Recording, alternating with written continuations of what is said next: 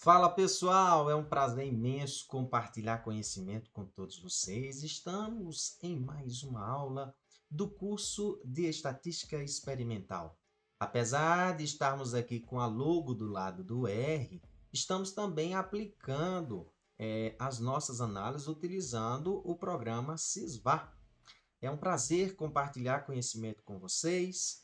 Antes de mais nada, gostaríamos de pedir este reforço para aqueles que já nos acompanham e os que não nos acompanham e que não estão inscritos no canal. Se inscrevam em nosso canal para que a gente possa impulsionar esses materiais para outras pessoas das suas redes sociais que também tenham interesse no mesmo assunto.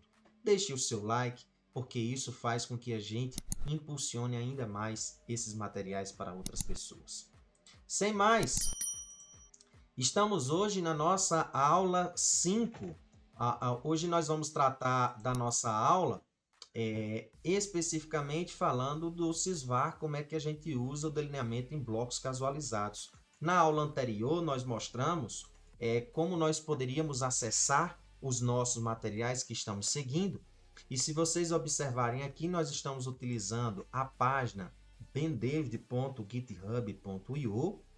Aqui na página bendavid.github.io, a gente tem acesso à apostila que estamos seguindo com os exemplos, aqui na seção em apostila, especificamente aqui em estatística experimental, e a apostila estatística experimental usando Sysvar, R e SAS. Aqui no PDF, basta clicarmos e estamos direcionados nessa página aqui que nós estamos trabalhando com esse experimento, que é um experimento da produtividade em quilo por parcela de variedades de alfafa. É um delineamento em blocos casualizados. Falamos na aula anterior das ressalvas de utilizarmos um delineamento em blocos casualizados. Pode ver aqui no card para vocês se ambientarem, se quiserem ver um pouco do que discutimos. E hoje nós vamos aplicar este delineamento em blocos casualizados utilizando o Sysvar. Já aqui com o Sysvar, nós vamos mostrar aqui para vocês, eu estou aqui com outro aberto, deixa eu fechar. Aqui no Sysvar, nós vamos lá para a aula 5, nós estamos no nosso disco rígido C, no curso Estatística Experimental, e vamos lá na nossa aula 5, buscar o nosso arquivo .dbf.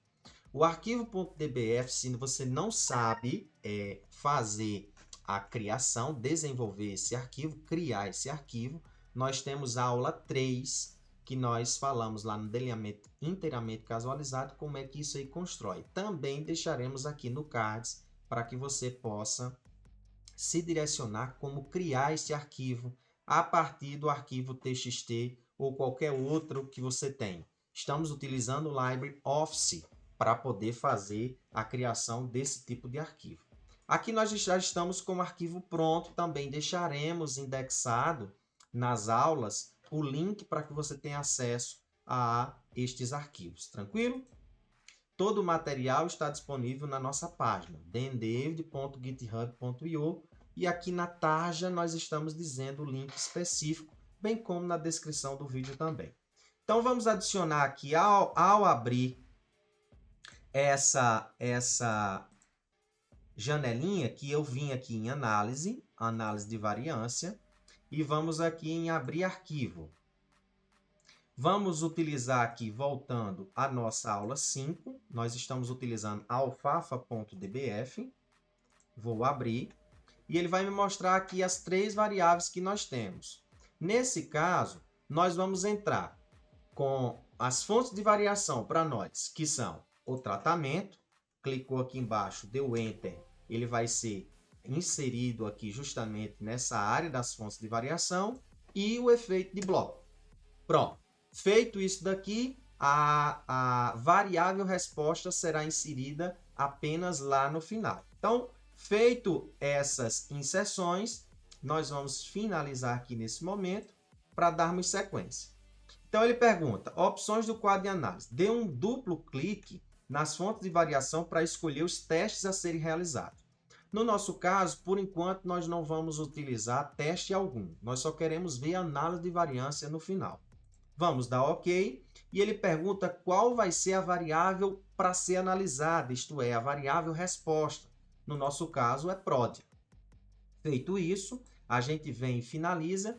Aqui ocorre uma situação do qual, quando nós temos problemas nas pressuposições da análise de variância, que nós vamos ter uma aula específica para discutir sobre isso, a gente usa um dos procedimentos, uma das possibilidades, que é a transformação de variável, que aqui a gente também não vai utilizar.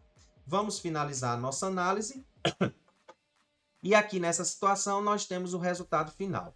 O mesmo que ocorre se vocês observarem com a análise que nós tivemos lá na saída do R.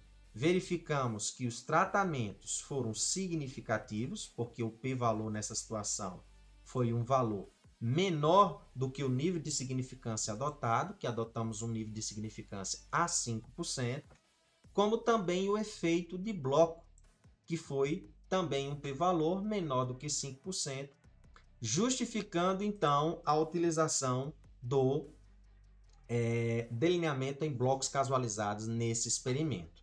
Diante disso, gostaríamos então de finalizar com este resultado de apresentação. Se quisermos pegar essa análise e salvar, a gente pode salvar aqui, ele vai salvar com a extensão .rtf2, ou simplesmente você pode copiar aqui e fazer a renderização dos resultados da forma como bem entender. Tranquilo? É isso que tínhamos para falar na aula de hoje, uma aula mais curta, já que a parte discutida sobre blocos casualizados falamos na aula anterior. Um abraço, lembrem-se que o conhecimento é uma liberdade necessária. Fui!